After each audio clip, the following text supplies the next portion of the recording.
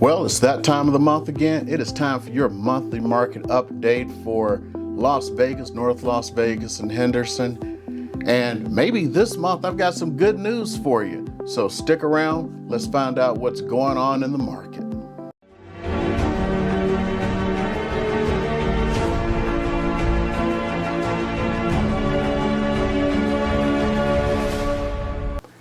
Hey, and welcome back.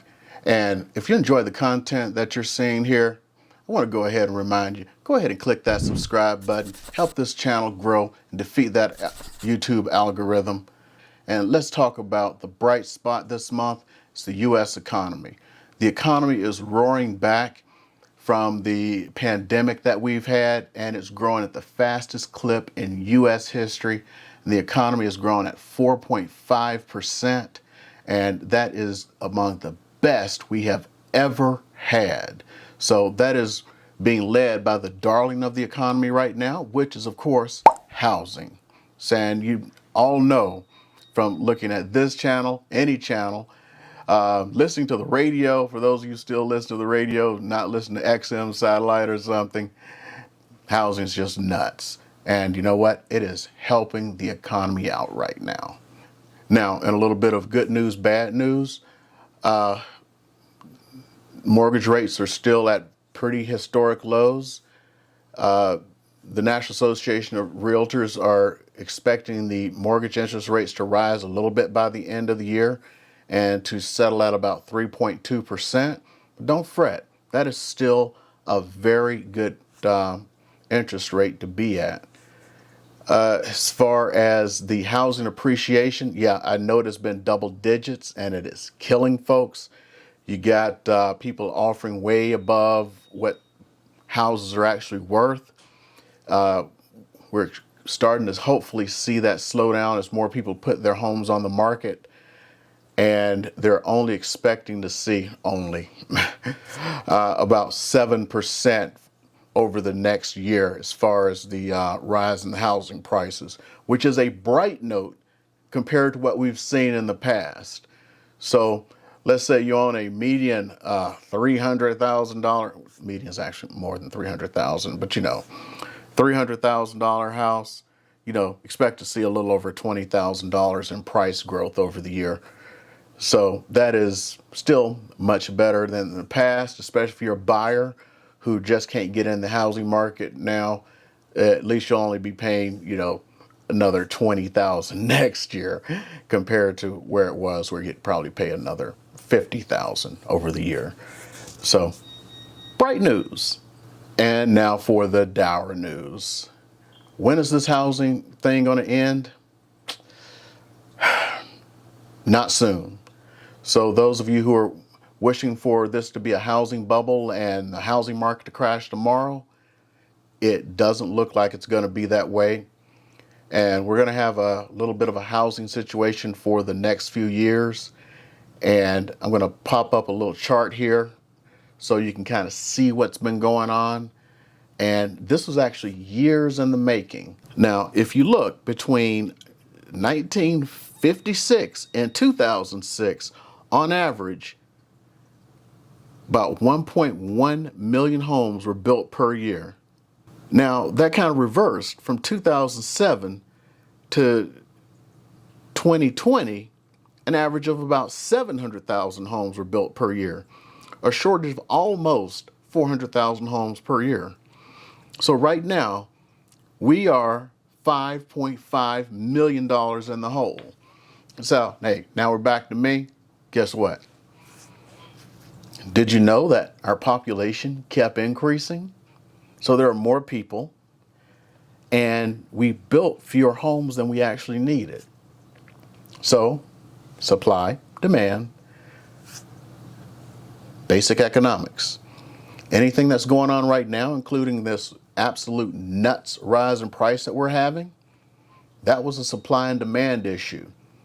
Back in the 2000s when we had an issue, that was a greed issue also, but the bankers were lending to people who didn't have jobs.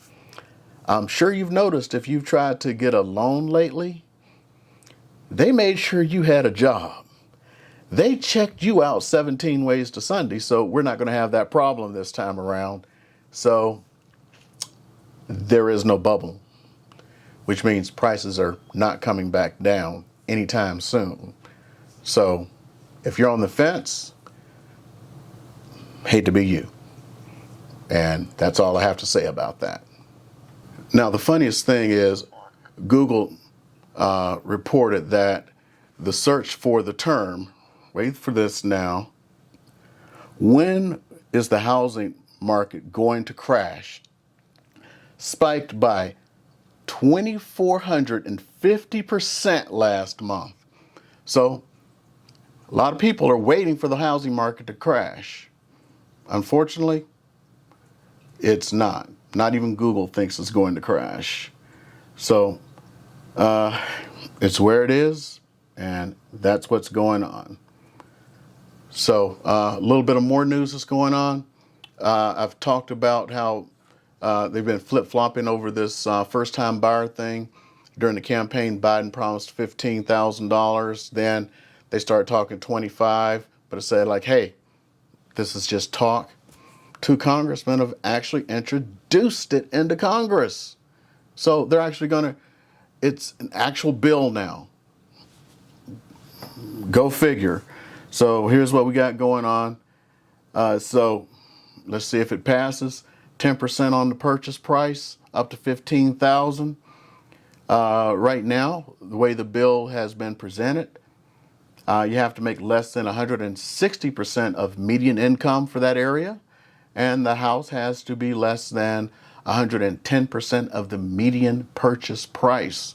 We'll get into median purchase price a little bit later. So now let's talk about the month numbers for the month. And I know that is what you are here for in a monthly market update. So let's get into the market snapshot this month. Now, I know we got houses, condos, townhomes, all that stuff. What you guys are interested in, of course, single family homes. That's where we're going to start at. We're going to spend most of our time today talking about those single family homes. And let's go ahead and get those numbers up there. So in the month of April, which is the latest data, we've got 3,528 homes sold. For the median price, of course, a new record of $375,000, which is, of course, another all-time high. And when you compare that against April of last year, we are up 21%. Oh my goodness. New listings, $36.99, and median price of those new listings is $390,000. Units available still, we got 1827. So that means a lot of those houses that are out there have already been spoken for. We got about a half a month of inventory, which is down 83% from last year. And just briefly, just going over the townhomes and condos, we have 1,024 units sold, and of course a record price on those of $2,250, $978 on the new listings, $215 for the median price, and $519 available, half a month there also. Now let's get to the nitty gritty, talking about some real interesting trends. I figured something to do is go back about 5 years and just look at some numbers. So if you look, now this is where it gets interesting and you go like, this doesn't even make any sense in a way. Okay, if you look at the new listings that came on the market 5 years ago, it was about 4,100. Now, wait a minute. We had 36.99. Let's call it what it is, 3,700. It's only 400 fewer units, yet 5 years ago, people weren't dang near having fist fights trying to get a house. What's the difference? California. All that cash coming into town, almost 30% of homes are being sold for cash. to folks from California. So that's what's happening there. Now, if you look again, number of closings, it's actually up. 5 years ago, this time of year, there were 2,800 closings. It's 25, 28 now. More houses closing. So, wait a minute. Inventory is about the same. More closings. Housing prices are way up. Median price 5 years ago was about $215. Now it's $375. $375, $215. More closings. Higher prices. Lots of cash flowing around this city right now. It tells you how the economy is actually doing compared to what people think it's doing. So there's a lot of cash floating around this city, and it's, I don't know where it's coming from other than California. Now getting into some more market stats to start to think about here. Now remember, we talked about that median price, and it goes back to that new bill in Congress. Now median, remember, that's the middle, the median. So if you're to take, let's say, a hypothetical 100 houses and line them up, and you're to take the prices of those 100 houses, the one that's dead center, that's the median. If you're to take those same 100 houses, add them up and divide it by 100, that number, that is the average. So in Las Vegas, we already talked about the median was 375, but guess what the average was? 474, 547. So that's in statistics what we know as a right-leaning skew. And that's a pretty big right-leaning skew by quite a deviation, if I could remember from the university. So as you know, we got a lot of high-end prices here in Las Vegas, and that can be driving it too, but there aren't that many compared to the regular folks' houses. Okay, so you may want to know, what can I buy in Las Vegas for that? Because guess what? Me telling you a bunch of numbers don't mean nothing. So I'm going to go through what you can actually buy for that real quick, because what's a market update without knowing what you can actually buy? So remember, the median 375, average about 374. Let's call it 375. So unfortunately, I'm not allowed to use the MLS to show you what you can buy. Go figure. But this is an open record state, so it's public data. So what I've done is I've gone out and taken data that's publicly available and went to public sources. Pow!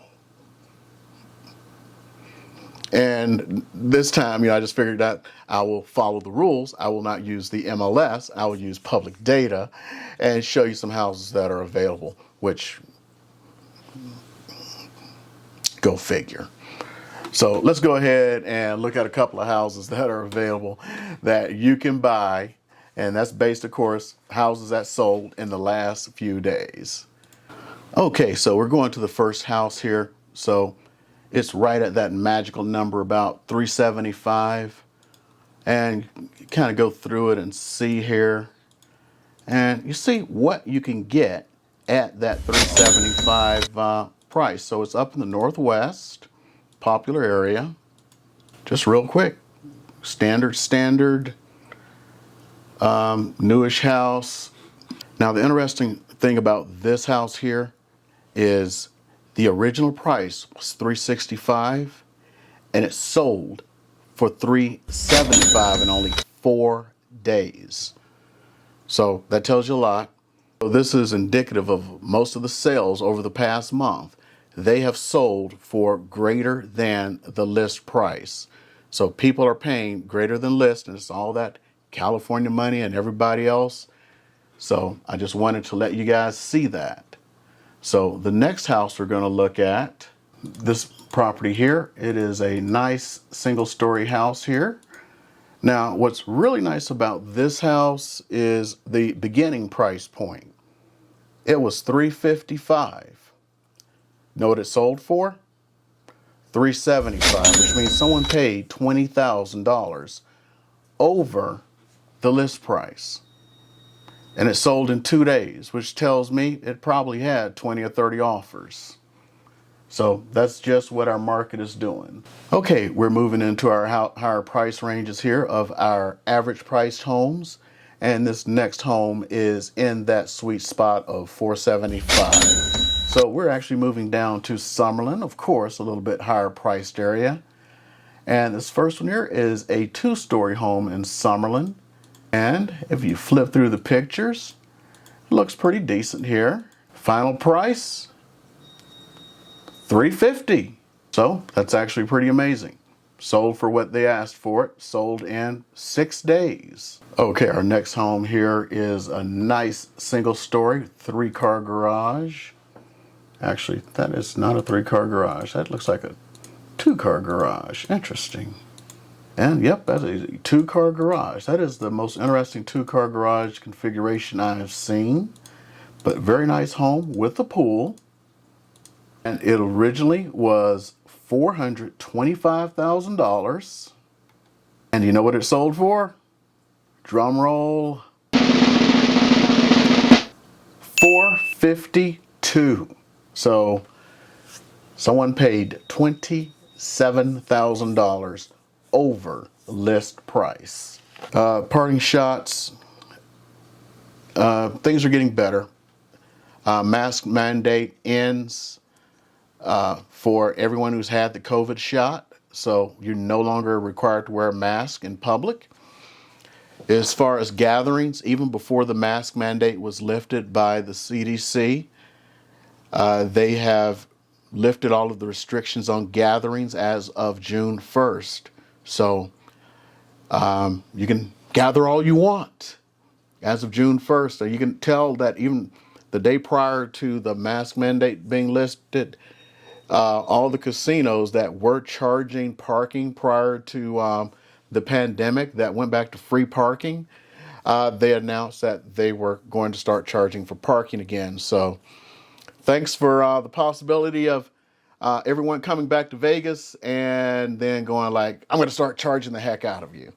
Good job, good job, good job. Another thing, all the conventions are starting to book again, and Vegas is already starting to get full. Airport visitors are up. So it looks like Vegas is back, baby. And looks like the economy has been saved. So the long nightmare is almost over.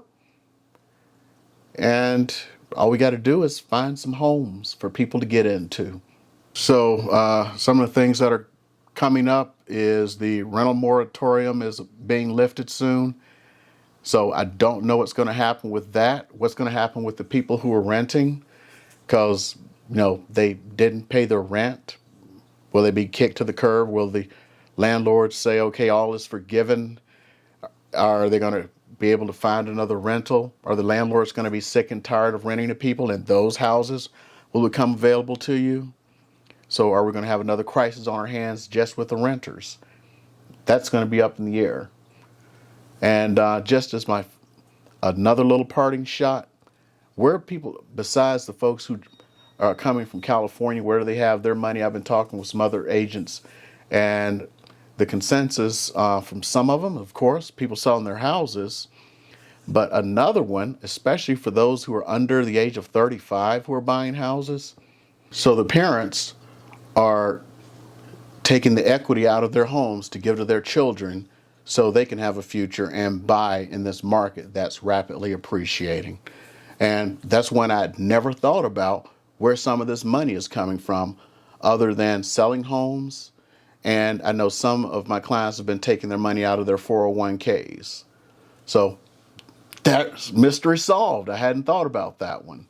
So anyway, don't forget to hit that subscribe button. I know this was a longer one. And I don't know if I'm going to put my my little liar video at the back or not. But anyway, see the next little video that come up here.